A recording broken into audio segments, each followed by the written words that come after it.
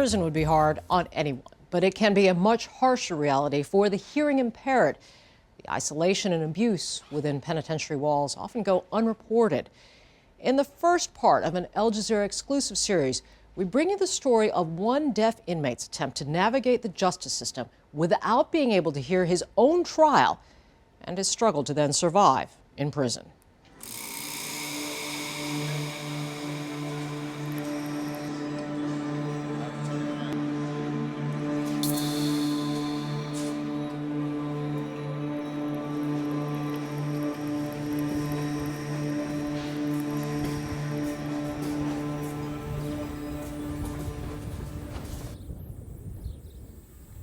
But that person must see everything. You must protect yourself. Things happen in prison that you never know about. You never see. They don't tell you. You must watch out for yourself. Somebody have a knife because the other prisoners know your family send you money. They want that money.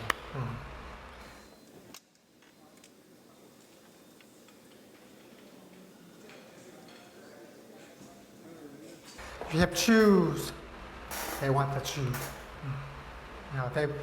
They want everything you have.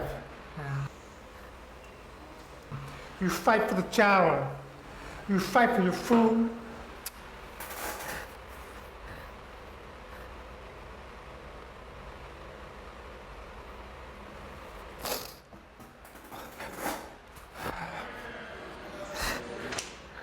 There's no question that individuals with disabilities in prisons and jails face a very scary life. We know from the research that's been done on the national level about prison rape and abuse that individuals who have mental illness, individuals who are elderly, individuals who have a physical disability or who have a mental disability are oftentimes targeted for sexual abuse and assault. It's laughable because it seems so completely far out there, far-fetched, that we could be treating people the way we treat people in prisons, not just the deaf and deafblind and blind, but anyone. The way we treat men and women in the prison system in the United States is just terrifying. My name is Talila A. Lewis, and I am the founder and president of HEARD, Helping Educate to Advance the Rights of the Deaf. It's a nonprofit that focuses on correcting and preventing deaf wrongful convictions and deaf prisoner abuse. Yeah, I was gonna say, you can go ahead, please. All right. Right now we have just under 300 men and women who are deaf, deafblind, hard of hearing in our database. The percentage of them that has been raped is well above 80%. Raped or abused in some manner. It's mind-blowing. One man shower. I'm watching the door. Somebody's there. I don't know. He come in through the bar and grab me. I'm fighting and kicking the ball. I'm fighting. I look right there. Another man coming in. Can't reach him. I pass out. When I wake up, there's blood on my face. He raped me. I shower, I finish. I come out, all the people were standing on the rail and watching. Go back to my room, all purple, they beat me. Go back to my room, I get up in the bed, I jog. I stay there 3-4 days. I don't move, nothing. I met Felix in June of 1998. I got a package. A little note said, "This is a charity case, see what you can do." So I looked at the case, I started checking it out, and it just grabbed me. I said, that's gonna be my son. I'm gonna be his mom. I'm gonna be that person for him, because he's been through so much without nobody. The box contains Felix's trial files from his 1983 trial. The attorney 3 times alerted the court and the state that his client could not understand, could not hear, and that he could not assist him in his trial, which is a Sixth Amendment violation. He didn't have an interpreter. He says, I didn't hear the testimony. He says, I didn't hear them say anything. So he did not hear any witness testimony. An interpreter most definitely would have changed the results.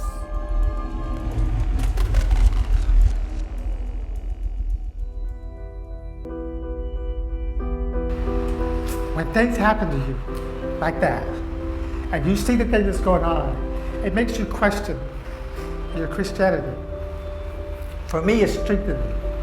Sometimes I fall. Pat is my, let me tell you, if not for Pat, I'd be dead right now.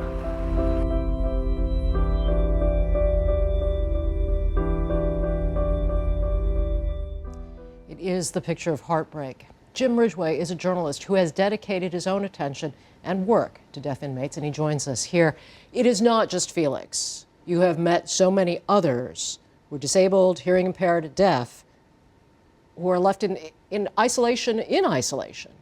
Well, yeah, you know, the thing is, most people don't realize that thousands, tens of thousands of people in prison are hard of hearing. I mean, all there is, you know, this yelling and back and forth in your, so that there is like almost an epidemic of people who can't hear right. And their hearing, when they get out, if they get out, doesn't necessarily ever come back. So, for these guys who have lost their hearing, whether it was before they went into prison or once they're in it, it must be just terrifying to go through every day not knowing what's going on around you. Well, Felix, you know, after he was raped, would get in his cell, and he was so scared that he would get down close to the ground and he would listen against the wall for movement, for the sound of movement or the feeling of movement. Vibration. Yes, the vibration. And what's so crazy about Felix is that when he was in trial, they gave him a hearing aid, and one person said that there weren't any batteries in it, and the judge said, turn up the volume. So, of course, when you turn up the volume for a deaf person, it doesn't do anything except produce noise.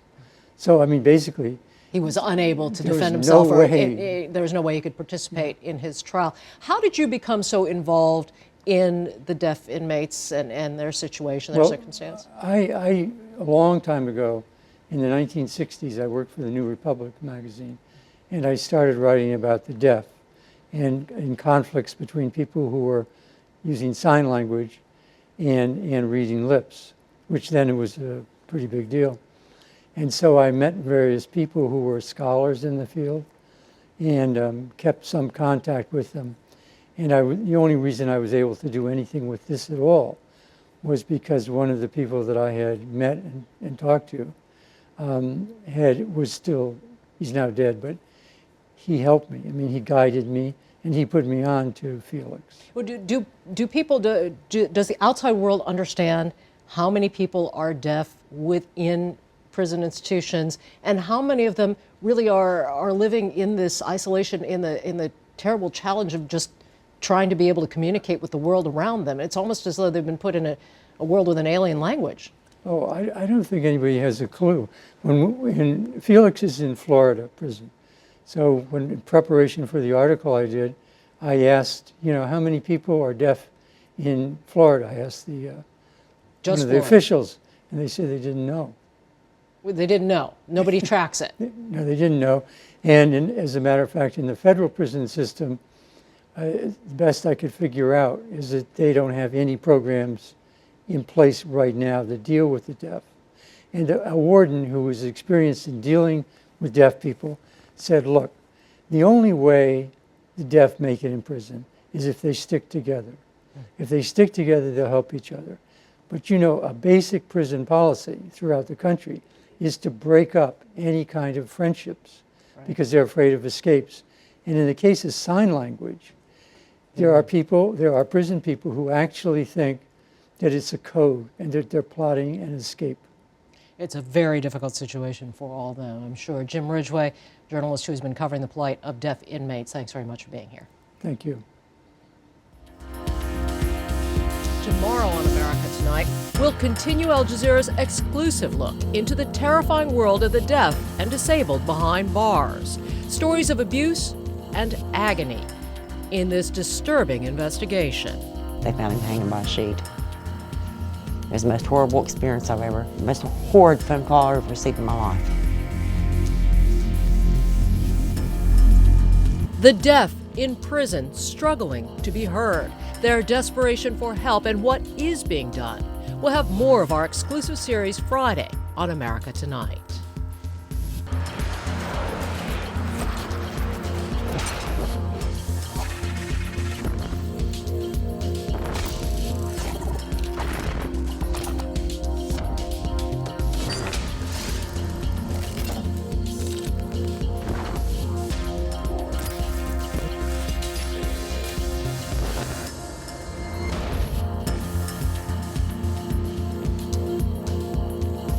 And good evening. Thanks for joining us. I'm Joie Chen. There can be no more intimidating, isolating environment than the walls of our prison system, especially for those whose disabilities make any communication challenging. Even finding the untold stories of the disabled in prison can be difficult. Over the last few years, journalists from Al Jazeera's investigative unit have developed contacts behind bars and in the hearing impaired community to bring this important story out. Tonight, we begin with the second part of this exclusive, in-depth look at the challenges of the deaf and disabled in prison, with a look at the fair treatment guaranteed to inmates with physical and mental impairments, and we'll examine why the prison system so rarely delivers on those guarantees.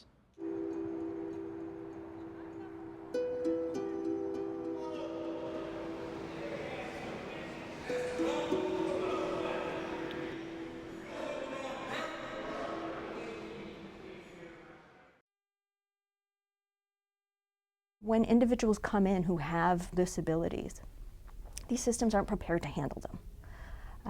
They don't have the type of clinical support they need. These are not therapeutic environments. If you are disabled, these institutions aren't set up to deal with you, and no accommodations are generally ever going to be made for you. My name is William F. Britt.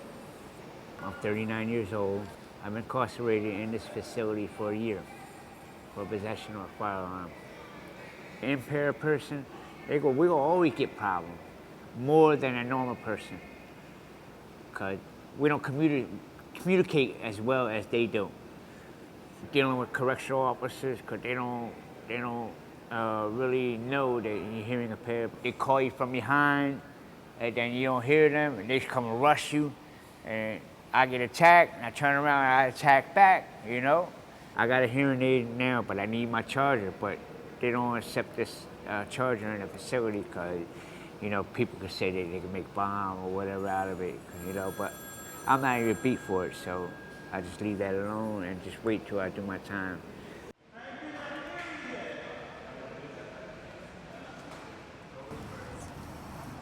My name is Robin Ahern. I've been here at the Philadelphia prison system for almost 7 years, working as a licensed social worker in mental health, mainly at the Riverside Correctional Facility. Deaf inmates don't have equal access to services that they need, and they just need someone to be an advocate for them. People who can hear get 10 minutes on the phone every day. On the other hand, a deaf inmate has to actually schedule an appointment with the city's social worker to get the TTY and talk on the phone. If they don't have communication with their family and loved ones, they won't feel support, they won't feel loved, they'll feel more isolated in the prison system.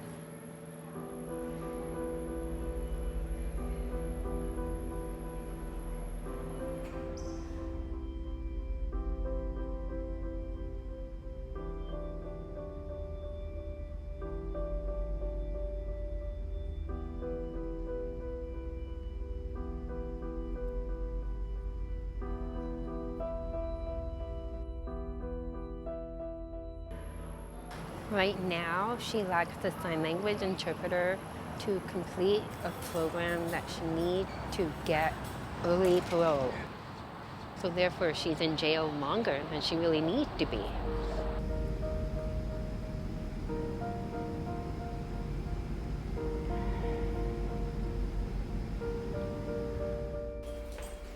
It would actually save the state money to get her out of jail sooner. Having a sign language interpreter provided for her would be a good investment.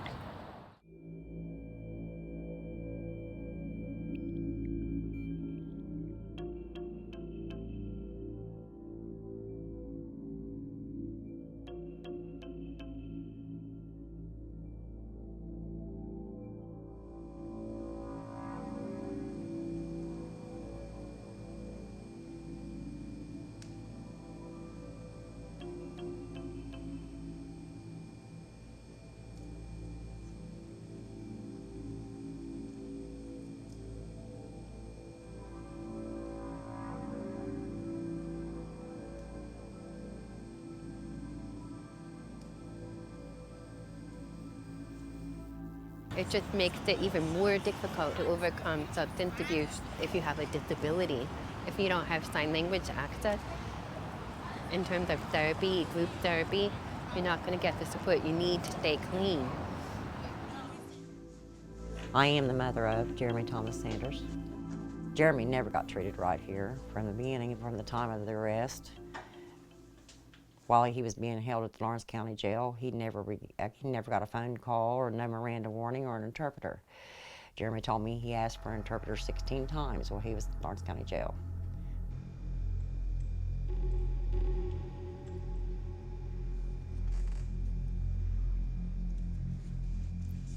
One week from incarceration, exactly 6 days, they found him hanging by a sheet. It was the most horrible experience the most horrid phone call I've ever received in my life.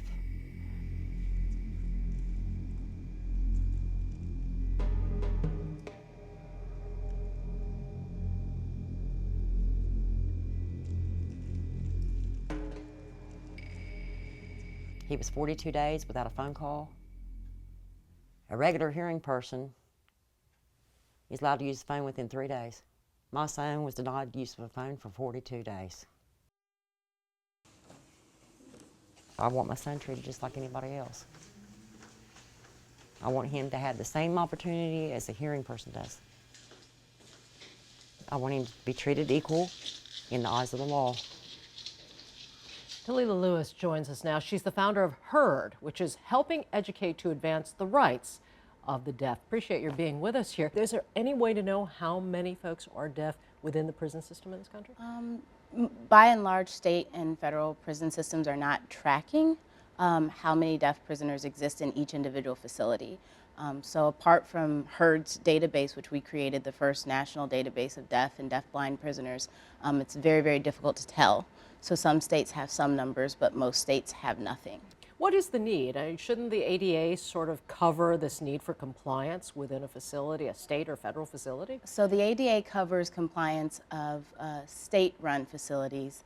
The Rehabilitation Act is actually the law that applies to the Federal Bureau of Prisons. In either case, yes, language access services must be provided. It's unquestionable under both of those laws. But as a practical matter, it's just not. It's just not happening. And the larger issue is that everything in our prison system is so secretive, so hidden that people aren't aware unless you have a family member who's deaf in prison, unless you're an advocate or an attorney. And then there are also litigation laws, the Prison Litigation Reform Act, which was passed by our Congress in 1995, that makes it really, really difficult to sue as a prisoner. You know, there are going to be people who suggest, look, some of these folks have been convicted of quite serious crimes, and so should there be an allowance made? Should there be additional support for people who are disabled beyond what is required by the law in such rulings as we've talked about already? Absolutely, and it's not additional. People would say additional favors or things like that. It's not that. What we're asking for is equality. So the fact that a deaf person can go into a prison, a deaf or any other disabled person, go into a prison and not receive access to basic services, we're talking medical, healthcare services, mental health services, access to mandatory classes that are required for them to even get out of the prison. Certainly, while security is an important factor in the whole prison complex, if you will, it's something that can be handled and has been handled time and time again with facilities that do allow interpreters. And the Powhatan facility in Virginia is the perfect example. Interpreters are present. They've handled security however it's appropriate for their facility. And so that's kind of more what we need to see. But I think the larger issue is that prisons aren't even looking to get interpreters in the first place. And many times, the reason that they're in prison is not because they necessarily are a bad person, but because the entire system failed them. They didn't have interpreters at the time of interrogation. They didn't have interpreters during court, and so on and so forth.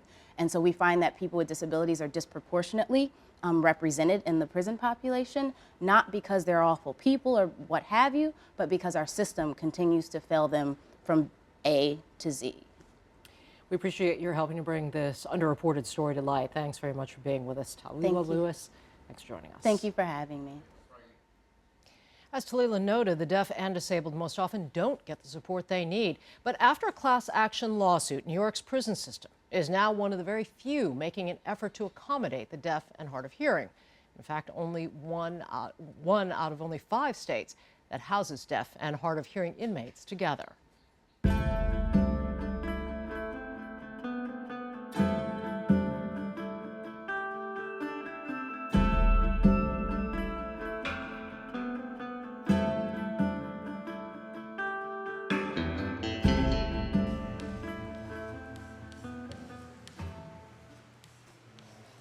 My name is McDaniel, and what I do here now is I work as a teacher's aide, and I like helping inmates learn.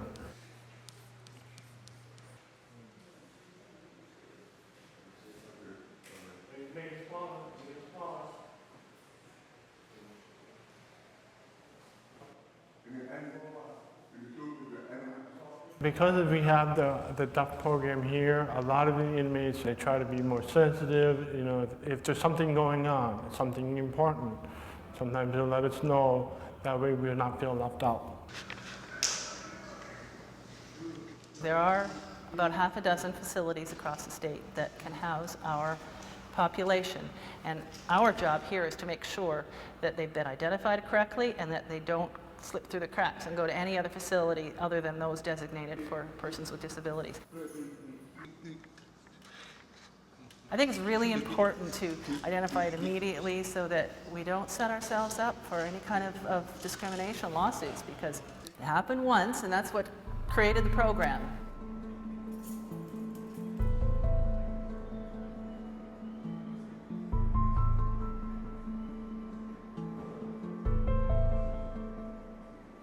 There needs to be oversight to find out whether or not these institutions are actually following our laws, like the Americans with Disabilities Act. Unfortunately, there's very little public scrutiny and oversight of these institutions in general. And certainly, an effort to do this on a local and national level will make a huge difference for disabled individuals who are now in our prisons and jails.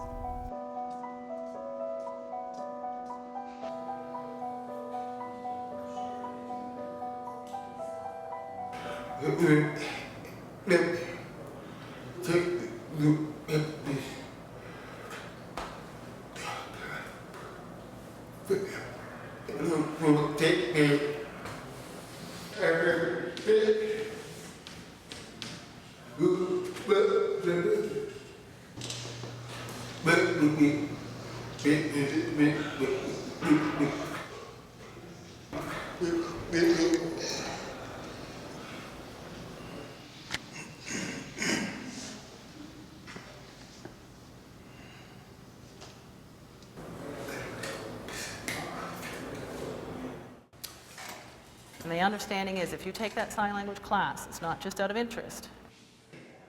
For some of these maximum security guys who've been working, let's say, for many years as an interpreter here, and now they're medium eligible, we try and get them to a medium facility that's designated for the deaf and hard of hearing so they can continue using that skill.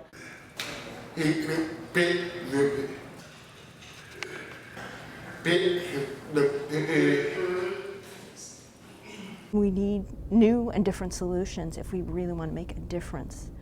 We need to ensure that these institutions treat people with decency and dignity and provide them with what they need to live a safe, secure life.